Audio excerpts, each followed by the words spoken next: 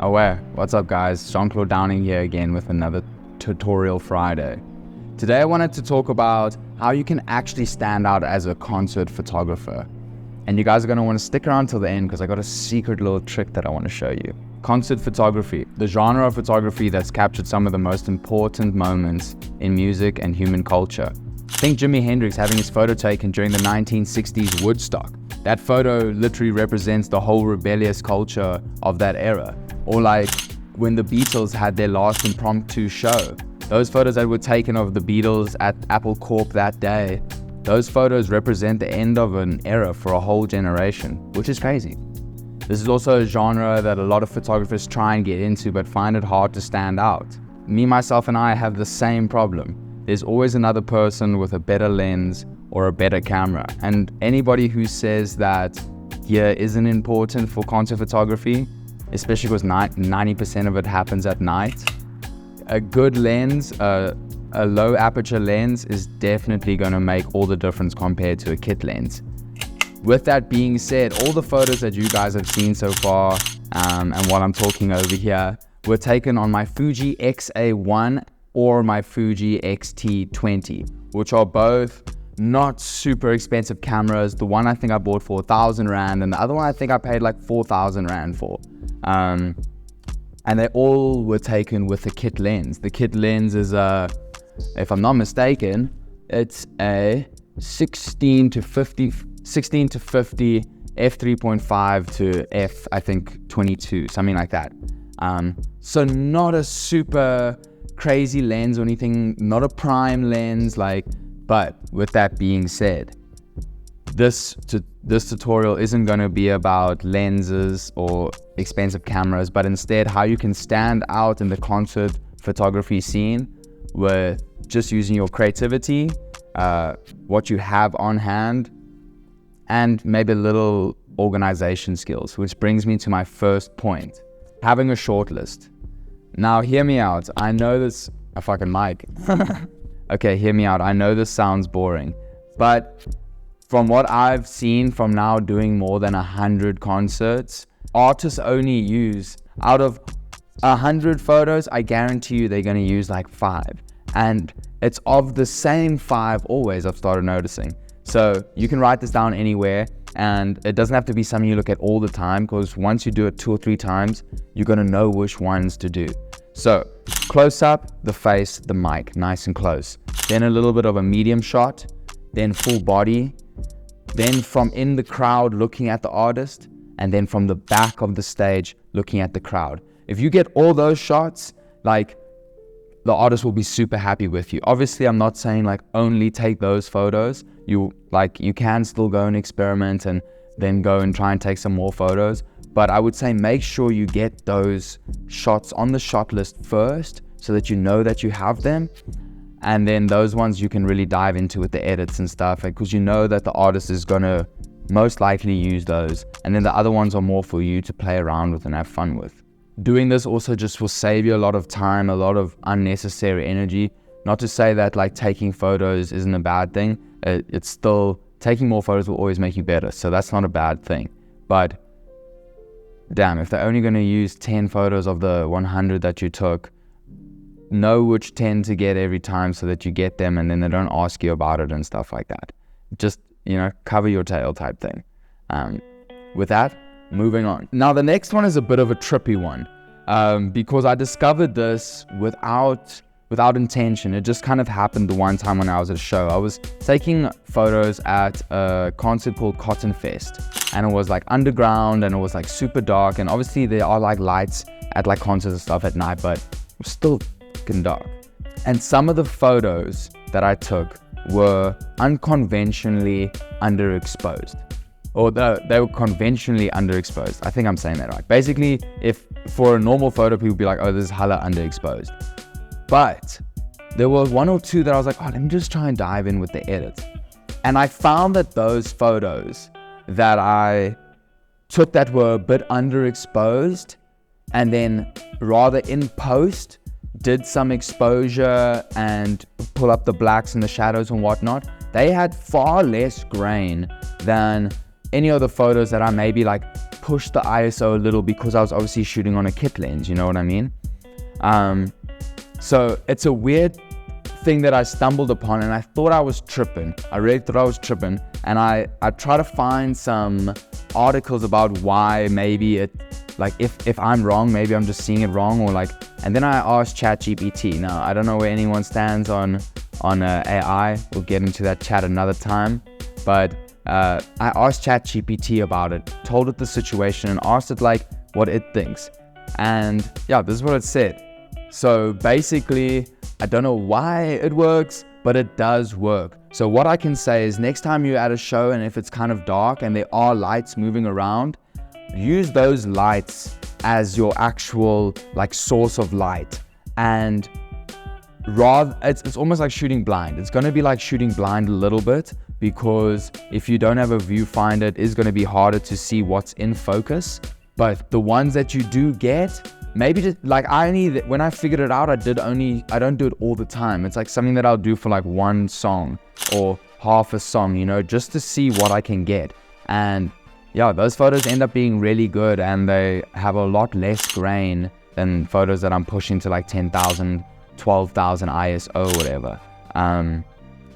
Yeah, I maybe will max it at like 6,000, if I'm not mistaken, like 6,000, 5,000 ISO. And it's a little bit like shooting blind. But if you can see the artist outline, and if you get it, trust me, it's going to look so much better once you've done it in post rather than in your camera. Just because I think I think the programs, from my understanding, just like, I don't know, they keep the information of the photos a lot better than the fake ISO light stuff. Yeah, something like that. Now, the next part of this tutorial I want to call, tutorial tips, tricks. Maybe it was a bit clickbaity, but regardless, the next part I want to title "Make Everything an Artwork." Basically, with this section, I'm just going to start off by saying that this doesn't mean that I want you to start thinking like, oh, is he saying like every photo needs to be like super big with writing and all of this? No, that's not what I'm saying. You get very simple posters as well, very beautiful posters. What I'm saying is, these editing effects and like techniques that I'm about to tell you now, they're gonna take your photos to not just photos, they are gonna take it to an artwork, I think, which is what I am really excited about. So let's get into it. Okay, firstly, I want to talk about where it all starts, the color grading. Now, the color grading, this is something I want to call the selective color grind. I do just need to shout out Anita Urbaneta, who I first was inspired by when I saw her work and was curious. Sorry, let me just test this. I was just curious to how she got it to look like this. When you're in Photoshop, so you'll do your basic color grade in Lightroom, right? Like we all do, basic one, you do all of them, you do your presets, your LUTs, whatever you have, you do your thing. After that, the ones that you really like, you save them as PSDs, the Photoshop file, and then you're gonna wanna move it into Photoshop. Only the ones that you're gonna, and we'll talk about this later, that you're gonna use in your carousel post, because these are the ones that you're gonna display. You've now got all the JPEGs as well that you save from Lightroom to send to the artist, but you're also gonna send these ones and just see what they think. And then you selective color it and start playing around with the colors to really start amplifying the colors, right? Most importantly, the blacks and the neutrals are going to affect it the most. But don't be too concerned in the beginning if it starts looking like too much color, right? Because you're going to selective color again and again and again and again, at least like 4 or 5 times. Okay, no, that's a bit much. Like at least 3 times, but I would say the more the better. Like if you really want to go, you can have like tons. And then once you like have played around and you start getting the idea, even go down to the bottom one then again, and then play with the black and the neutral there, and you'll start seeing crazy colors start happening. And now the trick is, I want to say, because now what this is going to do is this is going to make the colors not bleed into each other as much, like not blend into each other as much. It's going to help the colors to kind of pop on their own and also exaggerate them in a more unique way, I want to say. So it's not going to be like a normal blue. It might be like a turquoisey blue type thing. The green's going to be a bit more oomph. You know, you guys can see what I'm getting at on screen. But yeah, So that's the first trick. The second step is that you can or you can't. I don't do it all the time. I sometimes do it because it makes it look cooler. Posterize. Posterize is just going to add just a little bit more of a separation, as well as threshold. Threshold is going to make your blacks look more like comic book black, if that makes sense. Then lastly, I want to say something that I've been adding on all my photos that are like my favorite photos is textures. I will always put textures on top of these photos. Now, we all know that Google is the place for textures, and trust me guys, the ones you buy, they know better. They know better. So just go on Google, look up textures. If you're not sure what textures you're into, just type in free textures on Google. Go there, see what textures you like. The ones you save, they have names. They'll say like paper, blah, blah, blah, canvas, paint wall. You'll see what you like and you start using it. Me personally, I like the canvas one a lot because it does that like kind of dotted look. And when you fade it a bit with the opacity and a curve, it just looks really, really good, I think. Cool. Now on to the next one, effects. Now, if you're watching this video, I'm pretty sure that you've seen all the videos on YouTube about effects.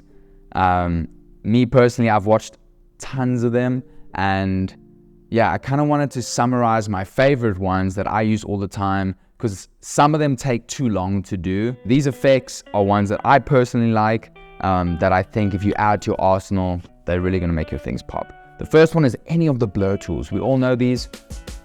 Control J, take motion blur or radial blur or shape blur, whatever, and just slowly erase the parts you want. You can choose how hard you want it. No diddy. And yeah, and then just go from there. So any of the blur tools I think are always good and fun to play around with. Next, double exposure. Super important. We all know this one. The photo of the guy playing his guitar, and then you like change the blending mode and put like the photo from the crowd and him playing in the background. You know what I mean? We all know double exposure. It's just about choosing which one you want black and white, which one you want in color, or if it's also going to be in black and white, and then just choosing your blending mode. Very cool, very useful, something to play around with. Number 3 is cutting out things. This one is like, I can't remember who this one was. I'll have to find it. I'll try to find it. But there was a photographer that was going quite viral a while ago for taking photos of artists at shows, cutting them out perfectly in Photoshop, making them black and white and putting it on a white background. And it just looks super, super clean. And like, that's a good example of concert photography becoming art. You know what I mean? So yeah, that was really good.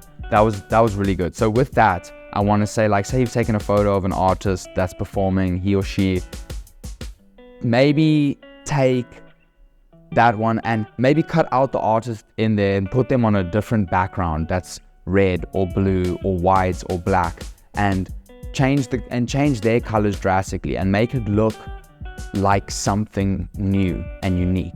Another way that you can do this, which is kind of mixing double exposure and cutout actually, is sometimes what I do is I will take the same photo, copy and paste it, and then use the eraser with a low flow and opacity and slowly start erasing the photo. So it's like blending and cutting out in a way together, and that way you can get really cool like mirror effects and stuff without having to sacrifice like losing crowds, and you can blend the crowds together and stuff and get like, yeah, really, really cool looking photos, I think personally.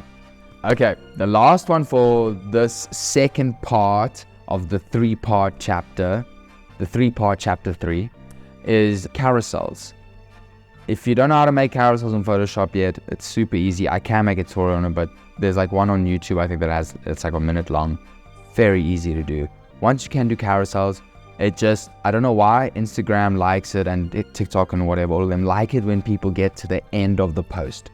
So if you can like make, and it also just makes your photos look cooler if there's like, you know, you cut out a person here, and then here's an example of a carousel. You can see there's like different cutouts and paper tears and stickers and stuff, and it's mixed media, I guess you could say. It's like mixed media carousel type vibes, but it doesn't take long. It's actually a lot of fun, if you start doing it, I think you'll really get into it. It's adds to it, you know. And I think it makes people see your work a lot more in a different way, in a better way. Okay, now the last part of chapter 3 is unique ideas that I've seen more people starting to do, but I think more people can take advantage of it. Yeah. So the first one is stop motion photography. We all know this one. Pray and spray, baby. Bah, bah, bah, bah, bah, bah, bah.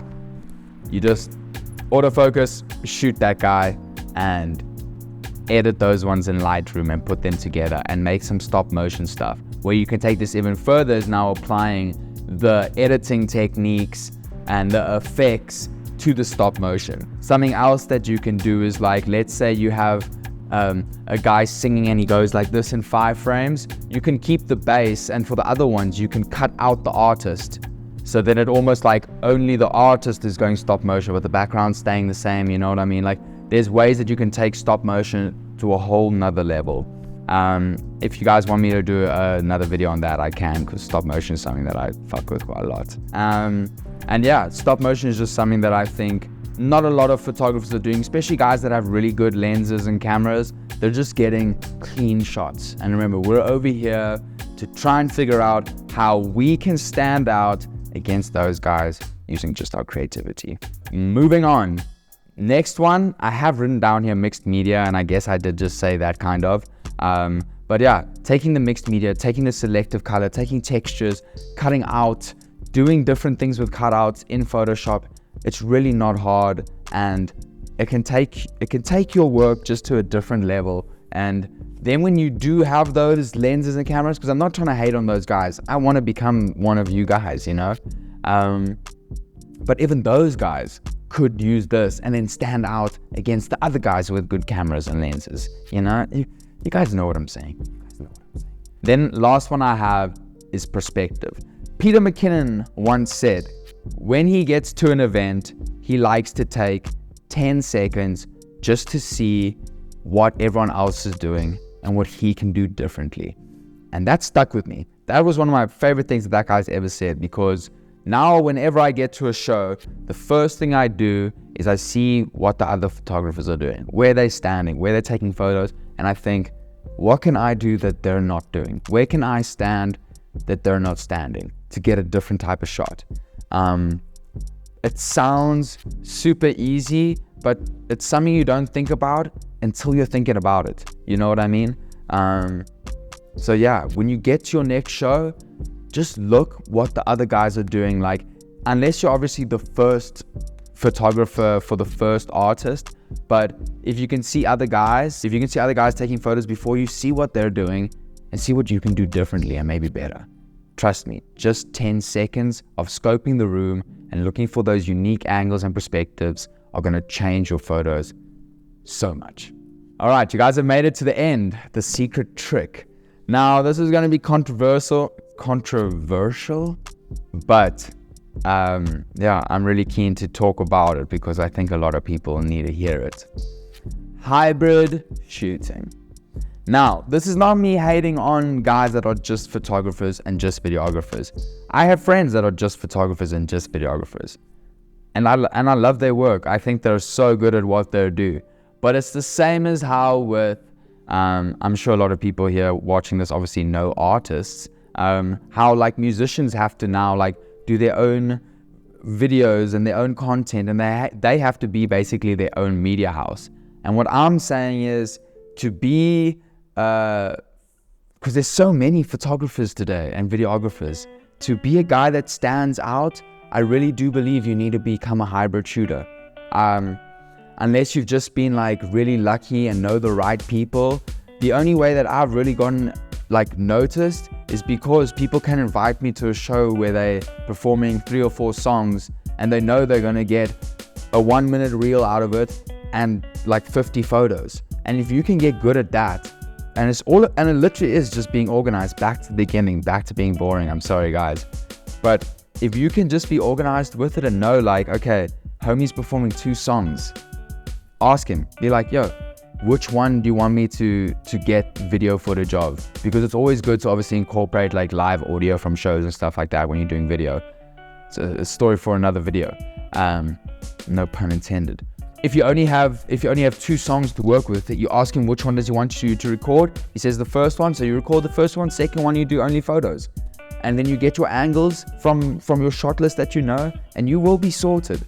And people are going to be so impressed by how much work you're doing in such a short amount of time. It's like they don't need to hire 2 guys anymore. You know what I'm saying? Like when it comes to going on tour, you're the perfect guy for them to take, because you can take videos of them for their YouTube, for their TikTok, for their everything, and you can take photos at the same time.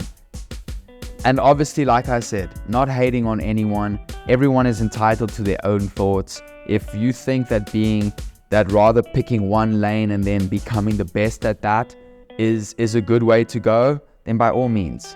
This is just me saying, I think in this modern day, to stand out, you need to work that little bit harder and do the video and the photos, and just really find a way to balance it. And like I said, it's just balancing, it's getting the shot list, so you're not overworking it, you're only getting what you need, but you're getting it at the best quality possible, editing it super fucking sick, doing the video crazy. Like, you'll be unstoppable. You'll really be unstoppable. I'm excited to see what you guys do. Guys, I'm sorry if my camera angle also keeps changing. I had to change my my SD card, and yeah, I don't know if I put my camera exactly back because it's on this weird little metal like tripod thing. So yeah, I'm sorry about that. But what I was just saying is, if you're a hybrid shooter, I just think that, yeah, you're a bit of a wizard, you know? You stand out a little bit more from the crowd. I really do think it is the biggest way that you can stand out as a concert photographer is if you're also a concert videographer. If you can do both, I think you're a killer. So yeah, those were my tips and tricks on how to really stand out as a concert photographer. Let me know if there were any points that you want me to make another video on, like concert videography, tips and tricks, maybe a deeper dive into some of those effects or edits and stuff like that. And yeah, I'll see you guys next week, Friday. As always, stay mad, stay magical.